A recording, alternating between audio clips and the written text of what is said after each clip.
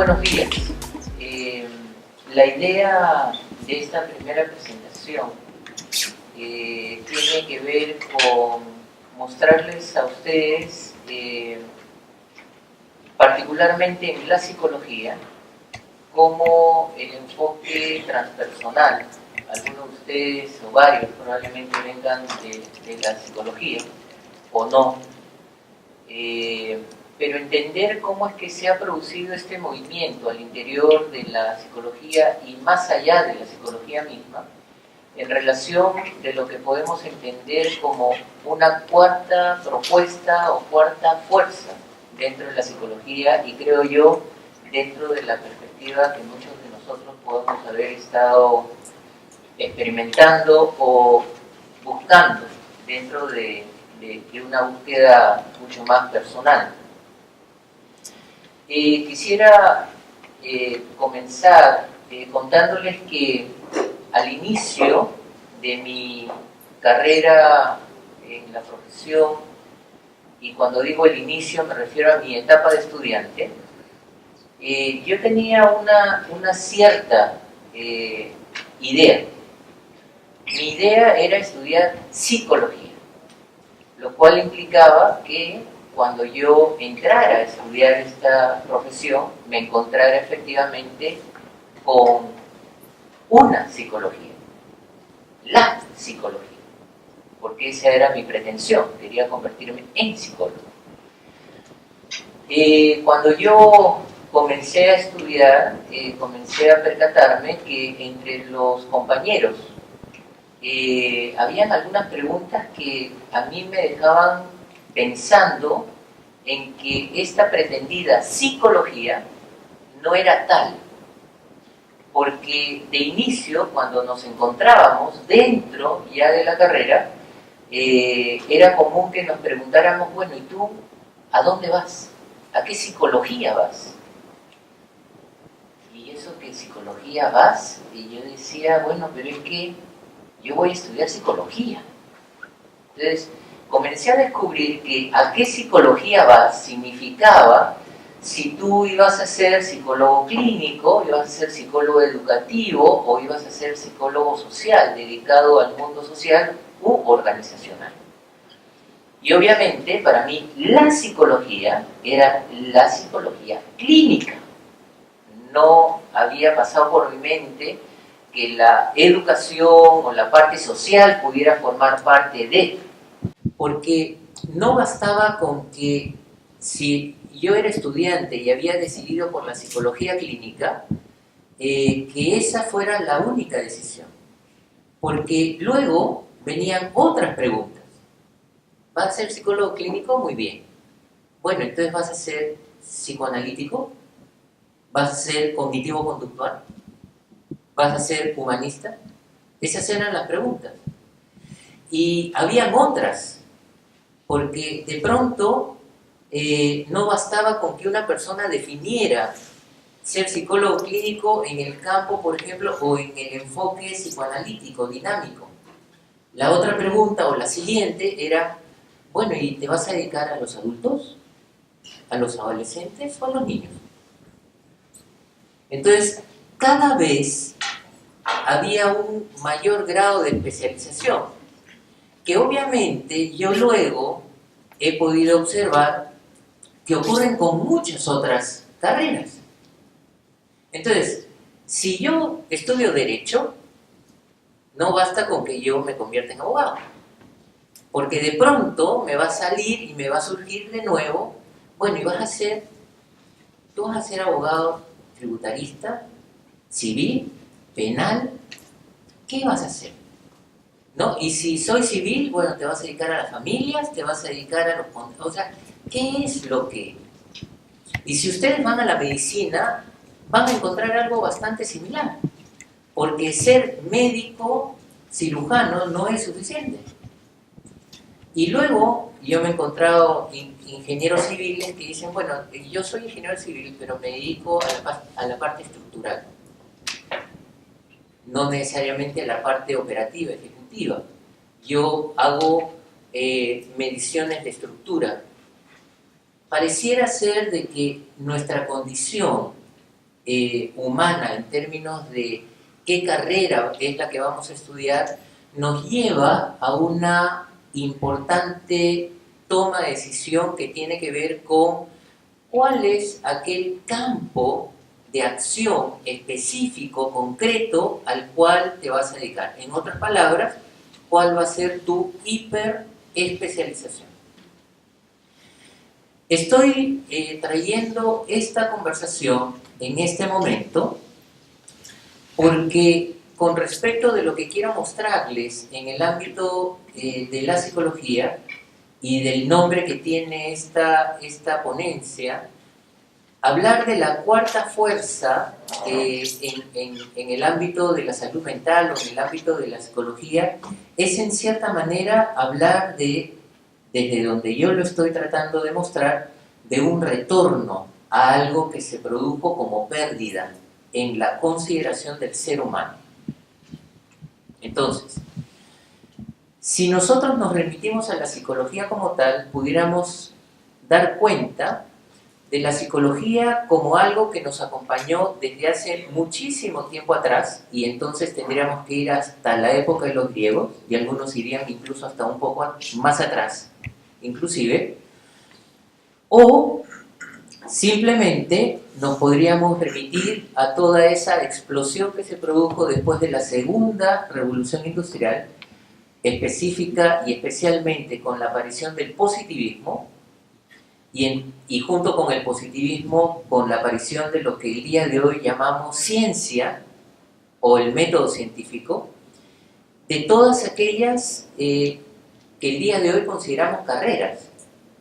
Porque esta explosión que se produjo justamente a finales del siglo XIX, con la aparición de la sociología, la biología, la psicología, la química, etcétera, como ciencia, digo, porque estoy hablando de la química y lo que precedió a la química justamente fue todo un espíritu que estuvo desde la Edad Media para adelante. Muchos de ustedes a lo mejor están sabiendo esto, tiene que ver con lo que el día de hoy llamamos la alquimia, y que ciertamente para muchos es toda una actividad bastante desprestigiada, pero que en el fondo traía consigo todo un elemento que ha sido recuperado por uno de los más ilustres, grandes, considerados psicólogos, aunque él es médico psiquiatra, que es Jung.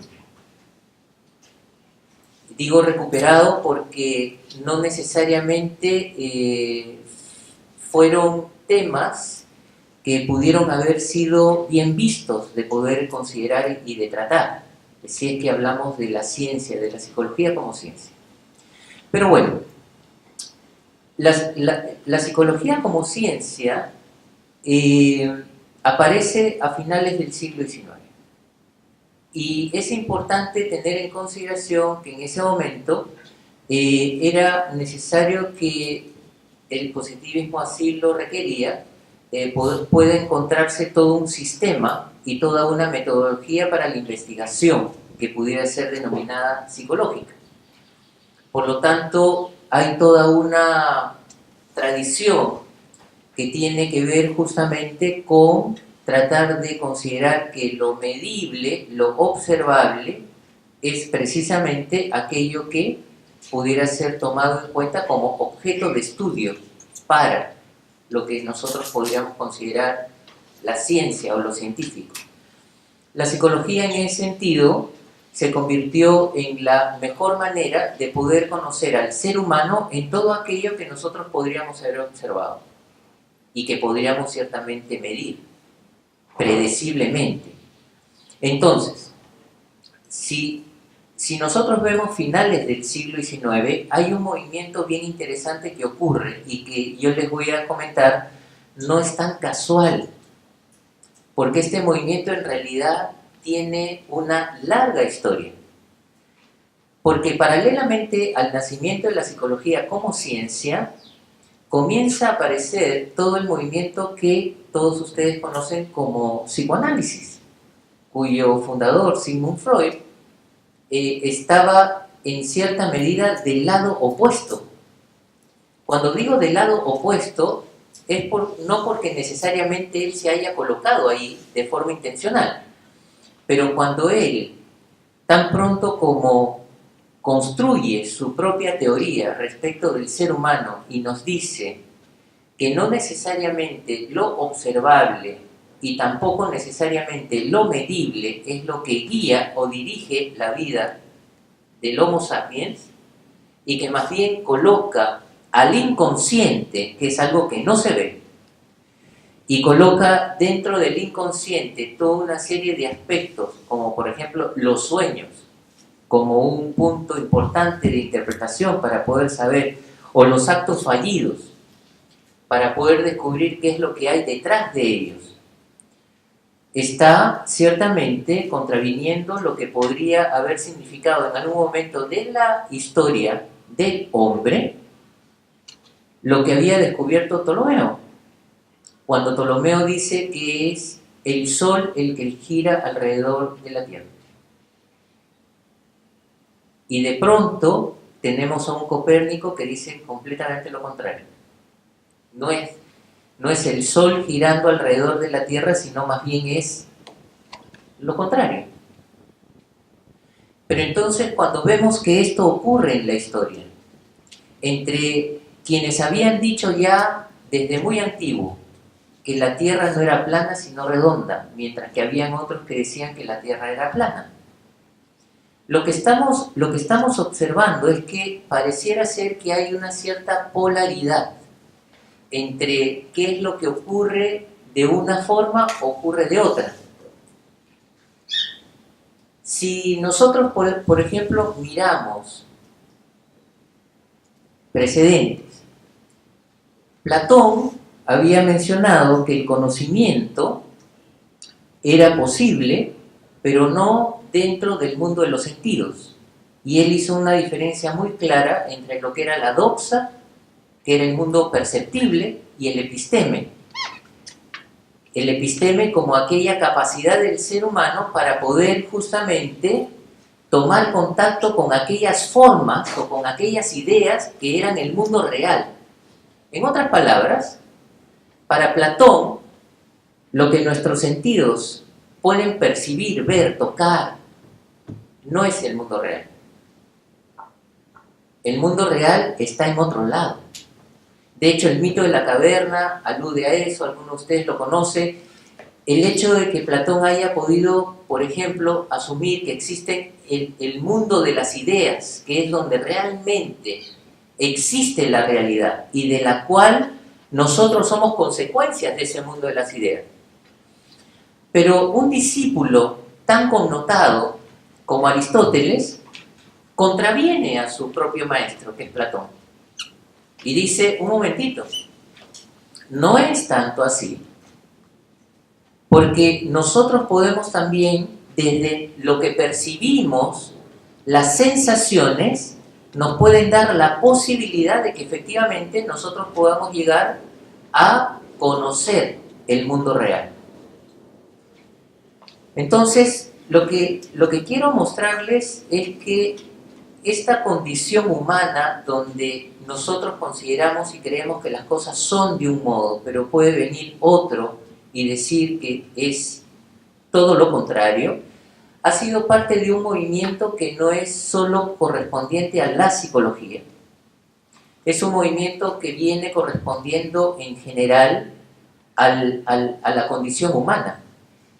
Y muchos de nosotros podemos haber visto cómo en pleno siglo XX algunas personas se refieren a Occidente y a Oriente, por ejemplo, como dos polaridades, como dos maneras de entender el mundo, cosa que es bastante legítimo y bastante además comprensible.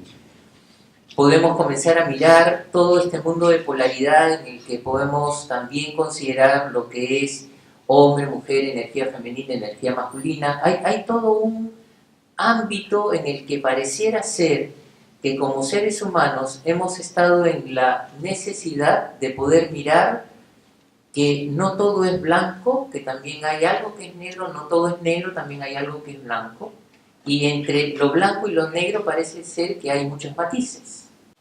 lo que podemos comenzar a mirar y a comprender es que en psicología y probablemente en muchos otros ámbitos del saber humano se fue generando y gestando todo un movimiento que en principio yo podría mencionar el psicoanálisis, que está justamente adscrito hacia finales del siglo XIX y que tuvo su propio desarrollo y está documentado. No voy a insistir ni a dar mayores detalles sobre esto, pero paralelamente, y digo paralelamente, no necesariamente porque haya ocurrido al mismo tiempo, digo paralelamente porque está en el otro lado de la orilla, el otro lado de la orilla en un río que va transcurriendo.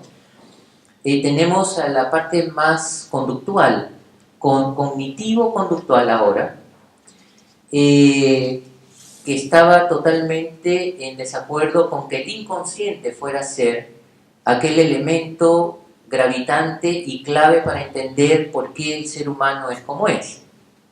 Entonces, el inconsciente no existe, lo que existe es el comportamiento humano, el que podemos mirar, el que podemos comprobar a través además de múltiples formas o maneras de.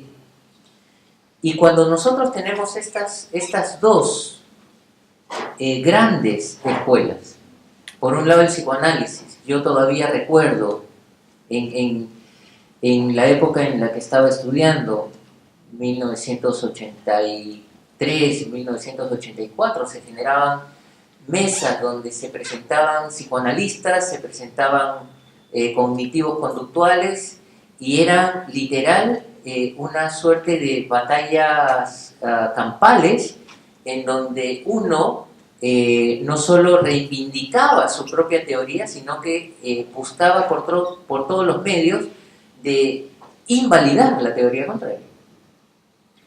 Ahora, yo no me sentí, para serles completamente honesto, muy inclinado ni a uno ni al otro.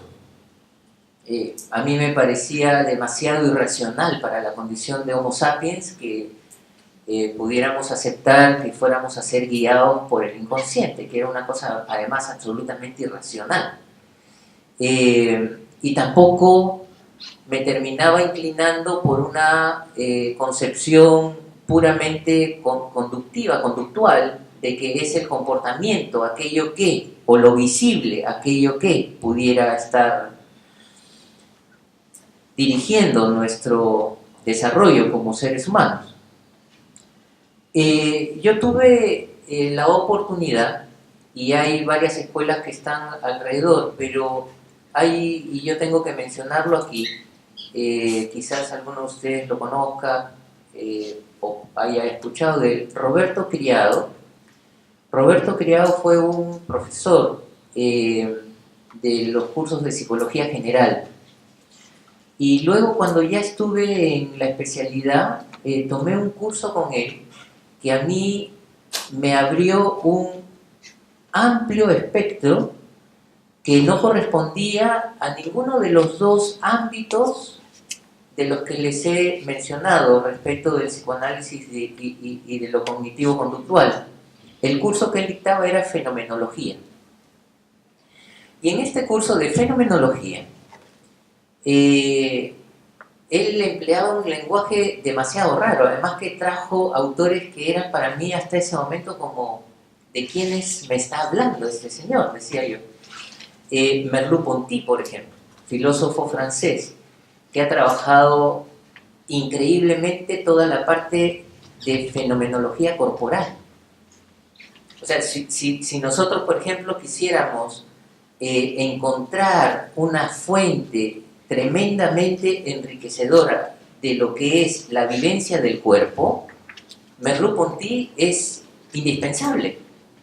No podríamos considerar, por ejemplo, que tenemos contacto o posibilidades de trabajo con el cuerpo si no hemos mínimamente entrado en contacto con esta obra, que para mí es fundamental. Pero así como nos hablaba de Merleau-Ponty, nos hablaba de Jean-Paul Sartre, nos hablaba de varios otros filósofos, inclusive Heidegger, etc. Y apareció para mí una tercera perspectiva, que fue para mí bastante importante. Esta tercera perspectiva era la que se había considerado y denominado hasta ese momento la tercera fuerza. Esta tercera fuerza venía además de un cierto impulso, un impulso que estaba bastante relacionado y ligado a algo que había venido aconteciendo en nuestra historia como humanidad. Acordémonos que hacia los años finales de los 30, 1939, 1940 y pico, la Segunda Guerra Mundial, habíamos salido en 1917 de la Primera Guerra, había filosóficamente hablando toda una perspectiva existencialista muy nihilista, muy pesimista respecto al ser humano, y esto tuvo un impacto ciertamente en la psicología, y la psicología, nutriéndose de esto, comenzó a trabajar toda una tercera perspectiva, que es lo que se pudo denominar como la psicología humanista. Una parte de esta psicología humanista tiene que ver con lo que muchos de ustedes conocen y saben que es la logoterapia.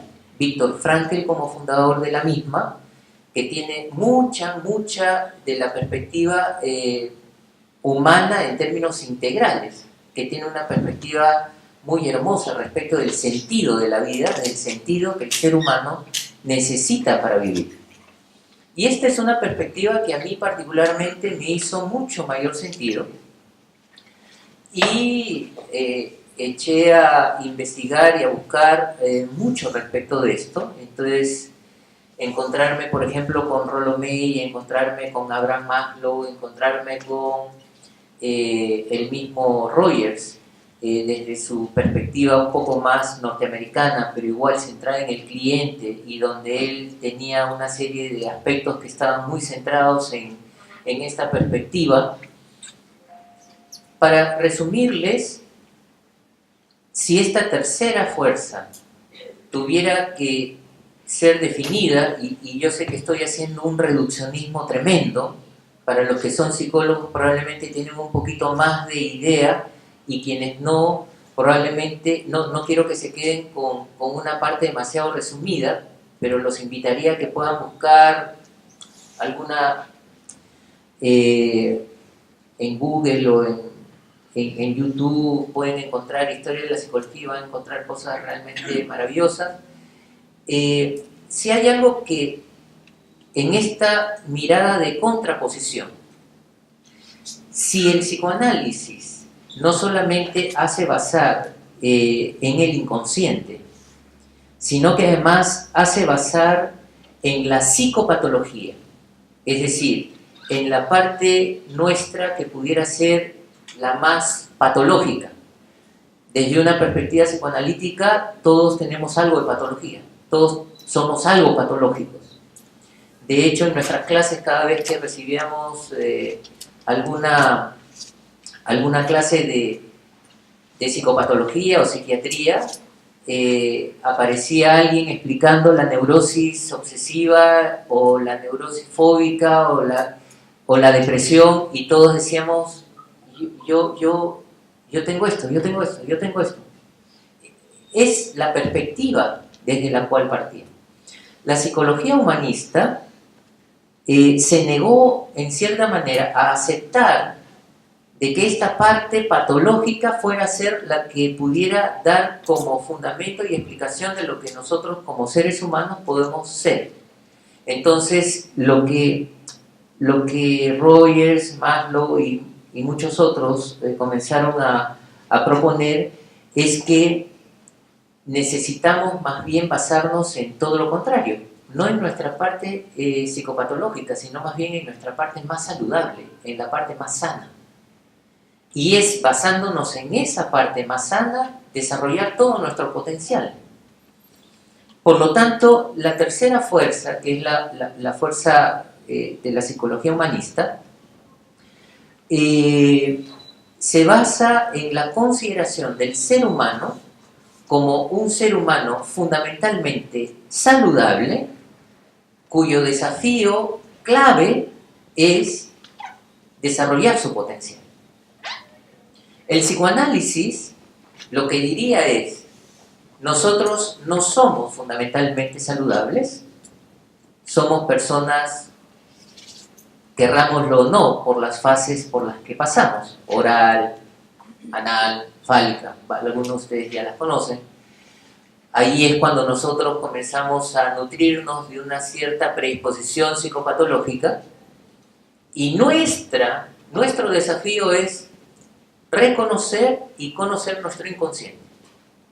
Y la manera en que esto ocurre es yendo donde un psicoterapeuta psicoanalítico o un psicoanálisis, para poder conocer este inconsciente, que es la mejor manera en que nosotros podamos conducirnos mucho mejor, adaptativamente hablando, en la vida. El conductismo lo que haría es: el comportamiento que ustedes están teniendo, que yo estoy teniendo, es el que hemos aprendido. Porque eso es lo visible, eso es lo observable. Y el gran desafío es que si eso que aprendiste no es lo que tú necesitas o requieres, entonces tienes que aprender un comportamiento diferente, un comportamiento distinto. Ese podría ser el desafío. Y estos son las tres grandes tendencias. Y dentro de estas tendencias hay algunas, por ejemplo, yo sé que alguno de ustedes, por ejemplo, conoce o maneja e incluso hasta puede estar formándose en ámbitos como el gestáltico, la escuela gestáltica. La gestal es como entre psicoanálisis y humanismo, hace un derrotero y tiene su propia identidad propiamente. No es que sea un híbrido. La gestal es una escuela bastante importante y necesaria de reconocer.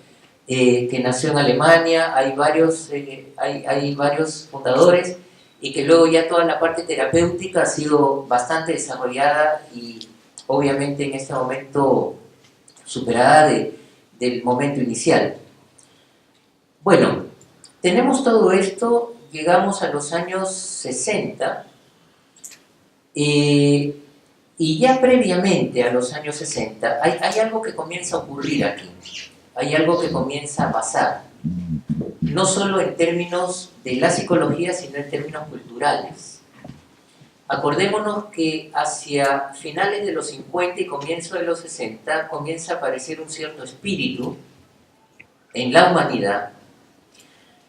Algunos autores, que no necesariamente son psicólogos, pero lo quiero traer porque es parte de la cultura y es parte de lo que muchos de ustedes también pueden manejar como conocimiento, se inaugura lo que se viene a denominar el New Age. El New Age es más que la palabra New Age.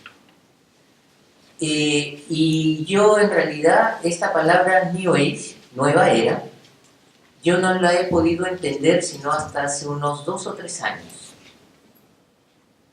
Porque hasta antes de yo poder entender la manera como la entiendo ahora, que se las voy a comentar, para mí el New Age era como una moda y era como una postura, ¿no? Entonces hay gente en New Age, hay gente que está ahí, en la nueva era, ¿no? Gente rara, extraña, complicada, difícil, que mira las cosas de una manera completamente distinta como el resto del mundo la ve, porque quiere ser distinta o diferente. Bueno, hay razones por las cuales aparece esto en términos de fenómeno. Yo no sé si ustedes lo saben, y puede que aquí varios de ustedes lo sepan. Cada 2560 años, hay un cierto ciclo. Este ciclo tiene que ver con el movimiento que astronómicamente tienen los planetas. Y esto ocurre exactamente en el año 1954, de este calendario gregoriano, que no es el que hemos tenido todo el tiempo. porque hubo un tiempo en que no vivíamos el calendario gregoriano, sino en el juliano. Pero bueno, ese es otro tema, no quiero desviarme. Entonces, 1954 se cierra un ciclo, que es el ciclo que algunos de ustedes conocen como el ciclo de Piscis. Y se abre y comienza otro ciclo. Pero esto es astronómico, esto no tiene nada que ver con una conjetura, no tiene nada que ver con que... No es una cosa arbitraria. Esto es como... Hoy día estamos en... No sé exactamente, hoy día, ¿qué día estamos? 20, ¿cuándo estamos? Ya, debemos estar en luna nueva, más o menos. Ayer, ya, debemos estar en luna nueva. Entonces, ese es un fenómeno. Eso no es arbitrario. O sea, luna nueva es luna nueva. La posición de la luna nueva es esa, no hay más. Idénticamente igual a cuando es luna llena. Entonces, en 1954 se cerró ese ciclo y se aperturó otro, un nuevo ciclo de otros 2560 años, que terminarán, sumemos 2560 más 1954, ahí se va a cerrar otro ciclo. No sé si Homo sapiens seguirá existiendo, pero... Y se abrió lo que se conoce como la era de Acuario. Ese cambio de ciclo que da como componente la aparición de lo que todos nosotros conocemos como New Age, realmente es una nueva era, o sea, es un nuevo ciclo. Ahora, obviamente comenzaron a ocurrir y comenzaron a pasar ciertas cosas en términos culturales, históricos, que están muy relacionados con todo esto. De hecho, si aquí hubiera alguien que no les estuviera hablando de la cuarta fuerza en psicología, sino hablándoles de otra cosa, como pudiera ser, por ejemplo, cosmobiología o astrología social o lo que fuera, les estaría diciendo cosas como las que estamos viviendo el día de hoy en términos de toda esta explosión tecnológica, computadora, proyector, celulares, etcétera, tiene que ver con esta nueva era. Tiene que ver con la era de Acuario. Ok, en psicología, precisamente hacia finales de la década del 40 y durante toda la década del 50, aparece un descubrimiento bien interesante. Voy a tratar de unir aquí esto. Se descubre, un laboratorio farmacéutico descubre una sustancia que es conocida por algunos de ustedes probablemente, que es el LSD, que fue investigada fundamentalmente por un médico psiquiatra checo, en aquel momento de la orbe socialista, por lo tanto cero creencia en Dios, ateo por definición, que es Stanislav Grof, y comienza a hacer estudios con pacientes psiquiátricos, y luego posteriormente en la década del 60 y del 70 en Estados Unidos haciendo una investigación con LSD con pacientes terminales también. Súper interesante esto, porque de manera sincrónica Abraham Maslow, que es de la tercera fuerza, había comenzado a tener ciertas intuiciones y ciertas experiencias que algunos de ustedes a lo mejor las puede ahora reconocer. Él habló, todos nosotros conocemos a Maslow porque nos lo han enseñado en algún momento de la carrera, con en este famoso triángulo de la motivación y que las necesidades. Pero en realidad Maslow es mucho más importante que eso, porque él en un momento determinado de su carrera y de su historia como psicólogo, descubre lo que él llamó las experiencias cumbre, o las peak experience, que son las experiencias pico, digamos, en una traducción literal. Estas experiencias cumbre, que además fueron investigadas posteriormente por una persona en la Universidad de Harvard, son bastante interesantes porque lo que dicen es que en determinados momentos de la vida el ser humano puede estar viviendo una experiencia cumbre que es lo que él denominó una experiencia de conexión con el universo, con el todo. Y él trataba de encontrar cabida dentro de la psicología para experiencias como estas, y no encontró, ni siquiera dentro de la propia psicología humanista. Había también, por otro lado, en Europa, Sutich, Alberto Sutich, se había dedicado a trabajar todo un ámbito bastante relacionado con aquello que tenía que ver con lo más humanista, pero que iba también un poco más allá de eso.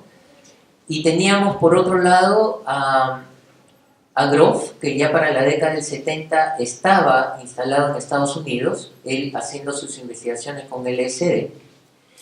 Y por cierto, el LSD permitiendo a muchas personas tener contacto con experiencias de su propia vida biográfica, perinatal, e incluso de contacto con arquetipos que iban mucho más allá de eso, porque algunas personas bajo la influencia del LSD recordaban, por ejemplo, alguna vida que no correspondía a la vida que estaban viviendo aquí, pero que cuando se investigaba había una total y absoluta correspondencia con que lo que esa persona decía era completamente cierto.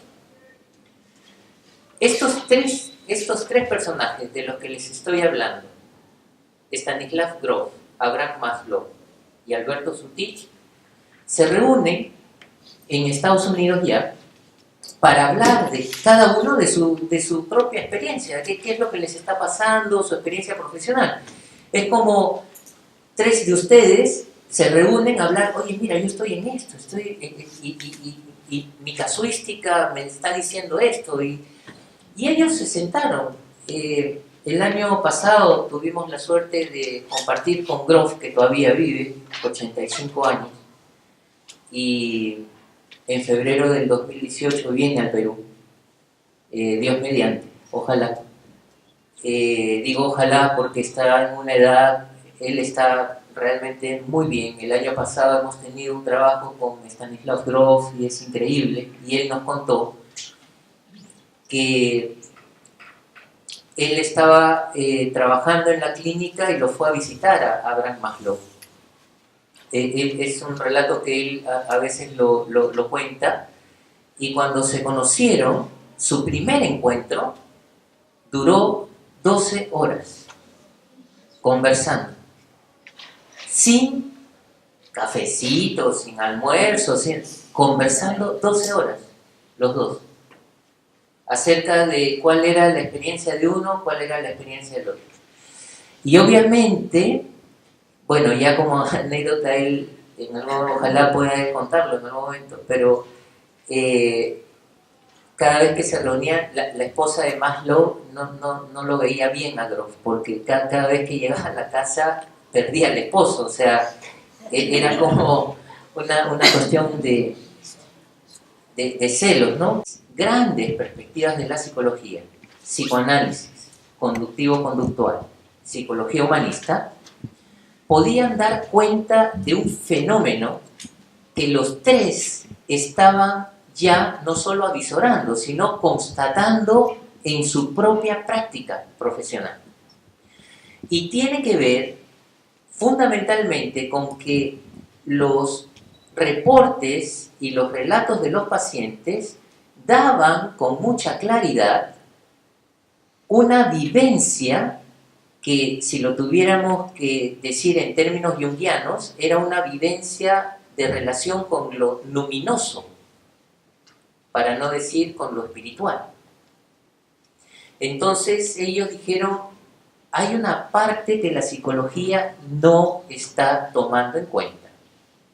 Hay una parte que la psicología no está considerando dentro del ámbito y dentro de la naturaleza humana. Y estos tres personajes consideraron que esta parte, que era la parte espiritual, era justamente la que había quedado fuera. Entonces ellos estuvieron de acuerdo que era, ya estamos en 1970 y pico, era completamente necesario realizar la fundación de una nueva psicología, que en este caso es justamente la cuarta fuerza, lo que se viene a considerar la cuarta fuerza, y barajando los nombres, porque de alguna forma Maslow había pensado que transhumanista, él venía de la psicología humanista, entonces, ok, hagamos la fundación de una psicología transhumanista, es decir, más allá de lo humano. Y es a Grof a quien se le ocurre decir, bueno, entre transhumanista, transpersonal, y quedaron en que transpersonal sería ese nombre acuñado. Entonces ellos fundaron la psicología transpersonal. Una psicología transpersonal que ahora ya tiene varias vertientes, a la manera como ocurre en todos aquellos aspectos, porque no hay una psicología transpersonal, ellos pueden ser los fundadores, pero no hay una. De hecho, Grof hace un desarrollo de un enfoque transpersonal muy relacionado a su propia teoría y hallazgos, pero hay bastantes otros. Algunos de ustedes a lo mejor conocen a Ken Wilber. Ken Wilber, por ejemplo, es otra de las personas que ha desarrollado el enfoque transpersonal de una manera bastante importante y a considerar dentro de, digamos, de la historia de este desarrollo. La psicología transpersonal lo que fundamentalmente es integrar entonces este otro ámbito o aspecto que tiene que ver con lo espiritual, y yo aquí, para poder ir cerrando, ¿qué es lo que trae? Yo estaba en cuarto de media, que era el año en el que llevábamos el curso de psicología, me acuerdo, en secundaria. No sé si ahora se lleva el curso de psicología, pero... Y yo me acuerdo que el profesor nos dio la definición. Psicología. Psico viene de psique. Psique es alma. Logía, logos, estudio. Es estudio del alma. Pero esa era solo la definición, porque luego de eso, ¿no?, el alma desaparecía y entraba todo lo que era la mente y el comportamiento, las emociones y todo lo demás. Entonces, es interesante que se haya utilizado la palabra psicología. Psico viene de psique y efectivamente significa alma. Entonces, particularmente, considero que este cuarto enfoque, que es la psicología transpersonal, lo que está procurando es la integración de esta dimensión que por no visible o no tangible muchas veces no es tomada en cuenta o no es considerada. Y si alguien la considera, es como visto raro.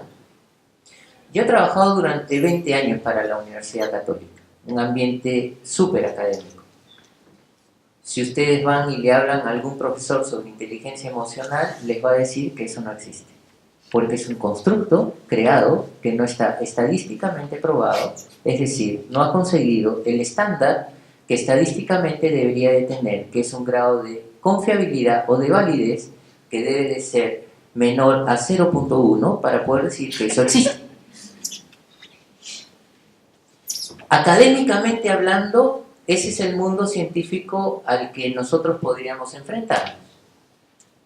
Y esto puede ocurrir en la psicología, como también puede ocurrir en la medicina y puede ocurrir en cualquier otro ámbito. Hay médicos que podrían eventualmente no tomar en cuenta muchos hallazgos que el día de hoy son tremendamente importantes. De cómo es que, por ejemplo, esto que les voy a decir ahora, hace aproximadamente 10 años atrás jamás lo hubiera podido decir. Y no lo hubiera podido decir simplemente porque no estaba al alcance de mi conocimiento, no solo de mi creencia, sino de mi conocimiento. Pero, ¿cómo no considerar que la parte energética forma parte de la salud mental y de la salud física? Hay una cierta energía. Yo obviamente, porque hay algunos que a veces, yo iba saliendo de un hotel una vez y cuando el señor me devolvía, porque teníamos que dejar el DNI, el señor mira mi foto y me dice: señor, ¿usted me permite? ¿Le puedo decir cuál es el color que tiene usted en su aura? Me decía él. Le digo, bueno, ya, diga. Y me comenzó a decir todo lo que él veía, ¿no? Obviamente yo no veo nada de eso, pero aún no viéndolo, la psicología transpersonal lo que está tratando es de que todo aquello que no necesariamente siendo visible o tangible, no por no serlo, tenemos que dejarlo de lado. Tenemos que decir no existe, porque sí existe, está presente. Entonces, esta es la cuarta fuerza, en realidad es una manera de poder integrar y de poder traer todos los conocimientos que pueden estar muchas veces en punto de discusión, pero que a estas alturas ya están bastante comprobados.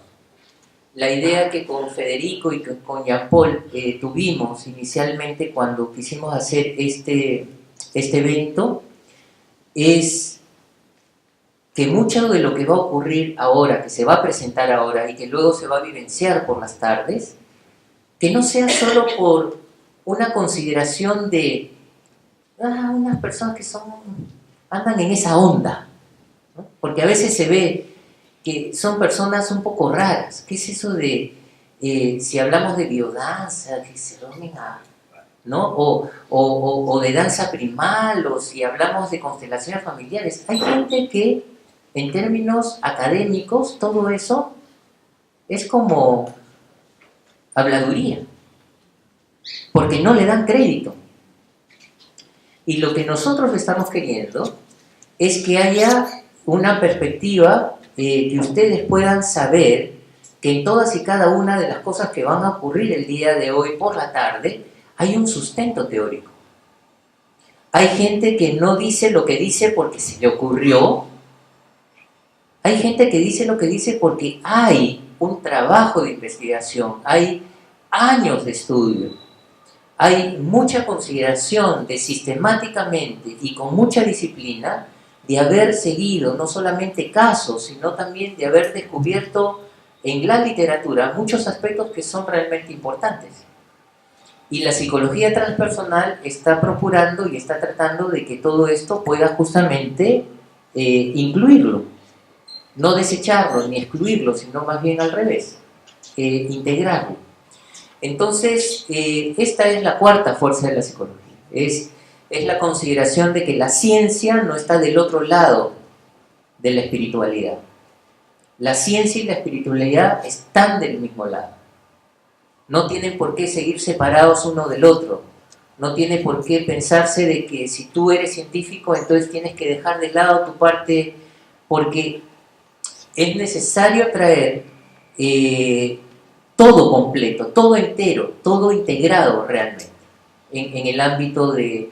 Cuando yo estoy frente a un paciente, no estoy solo siendo psicólogo, estoy siendo mucho más que eso. No estoy solo siendo un danzante o facilitador de danza, si es que estoy en danza primal, o un facilitador de respiración holotrópica. Es importante que ustedes puedan comenzar quizás a visorar toda esta oportunidad, y ojalá que este encuentro, este seminario, que en realidad es más un encuentro, creo yo, pueda servirles para ustedes de poder intercambiar con muchas otras personas que comparten una perspectiva que, aunque del lado de afuera en el mundo no necesariamente siempre se entienda y a veces se considere un poco rara, sin embargo le podemos comenzar a dar un poco más de validez y de sustento teórico y de realmente validez al momento de realizar nuestra práctica, si es que es eso lo que estamos haciendo. Ok, eso es lo que quería proponerles. Muchas gracias por su atención.